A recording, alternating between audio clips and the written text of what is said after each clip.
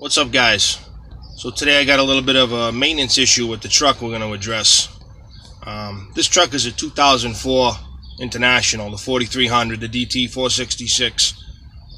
As a lot of you know, it's one of the most common flatbeds that you see around. But anyway, lately I've been having trouble with the idle up function on the truck. The horn stopped working, and I've been having some issue with the turn signals. So all these problems point to the clock spring, and that allows electricity to pass to those components while the steering wheel is being turned. Okay, so this is the replacement unit. I got this from Bendix. This is a canceling version. If you wanted it to function as a non-canceling, you would just remove this ring here. Okay, so the first thing I need to do, I need to get underneath this cover here. In order for me to get the steering wheel off, I have to get under here, remove the nut that holds the wheel on, and use a puller to pull the wheel off. That's going to allow me to get to the location of the clock spring. So the first thing I got to do is remove this cover. Now underneath this cover there's 4 clips that hold this in. Most steering wheels have access from underneath where you can grab.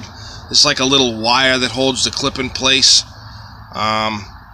Most steering wheels have access from underneath. This one for some reason doesn't. So in order to get in, what I'm gonna do is use this long pick, and I'm gonna get in right here and reach down and grab the clip and open the clip up so that I can take this off. But in order to do that, I have to go under here to where these holes are here. In those holes, there's 4 holes. There's 4 screws, T25 Torx, and once I take those out, this cover is just gonna kind of fall down on the steering shaft a little bit, just enough that's gonna get me access to get in here and to pry the clips out of the way so that I can get this cover off.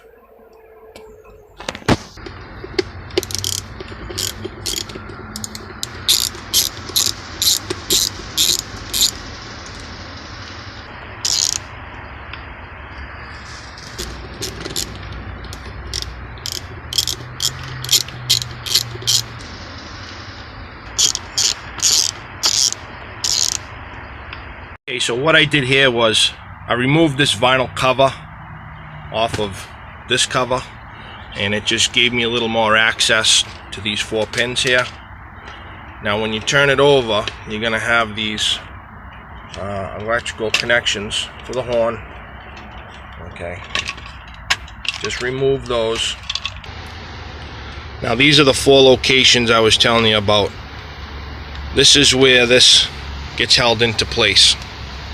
Okay, so the way these are made, these slide down into those holes, and the wire kind of sits right in here, and that's what holds it into place. So all you do is when you get some access in here, you're just going to slide the pick down so you can get on that wire, pull it out of the way, and that's going to allow you to pull that tab out. Okay, there's 4 of them. One here, one here, one here, one here. Next, you're going to take an 1¼ inch socket and remove the nut that's holding down the steering wheel. I already cracked it loose, so it's going to come off rather easy. Okay. Just remove that. Now we can put the puller on and pull the wheel.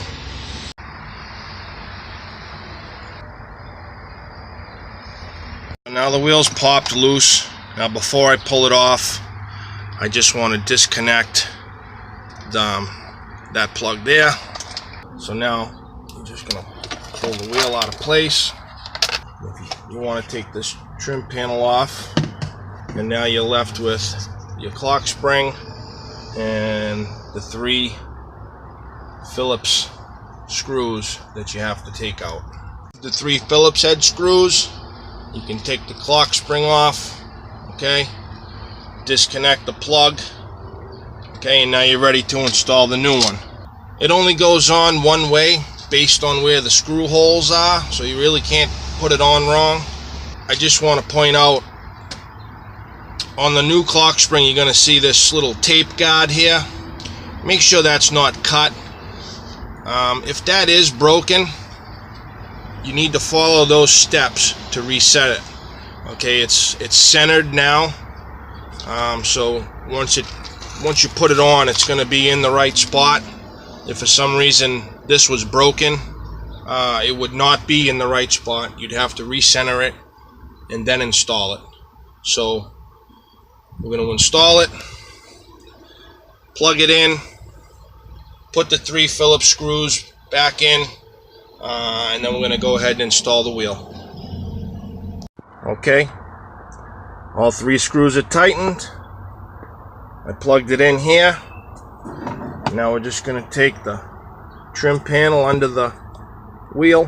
Now make sure that the cord and the plug go through that access hole there, and make sure that clip goes through that hole. So just rest that in place and then put the steering wheel on. One thing I forgot to mention, before you pull the steering wheel, I should have had you guys mark the location of the steering wheel. You can just scribe a mark over this shaft onto here so that you know exactly where it's going back on. I got the wheel straight and I hadn't moved it, so I know pretty much exactly where it's got to go back. But it is a good idea to mark the location of the steering wheel before you pull it. Alright, so as you can see here, I kind of skipped a couple steps on you. But what I did was I tightened down the nut for the steering wheel. I think the spec on that is about 60 foot-pounds of torque.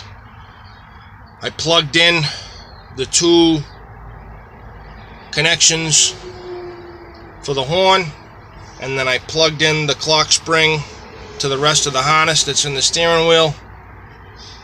Installed the cover, put the 4 Torx heads in, and that's it. Let's check it out. Start this pig up. Let's turn this on, turn that on. There we go. She works.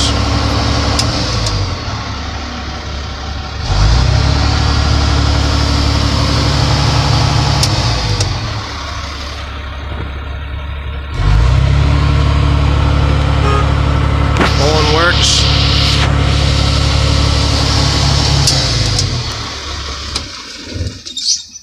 Alright guys, thanks for watching. That was it. Any questions, leave in the comments. But as for this thing, it don't work no more.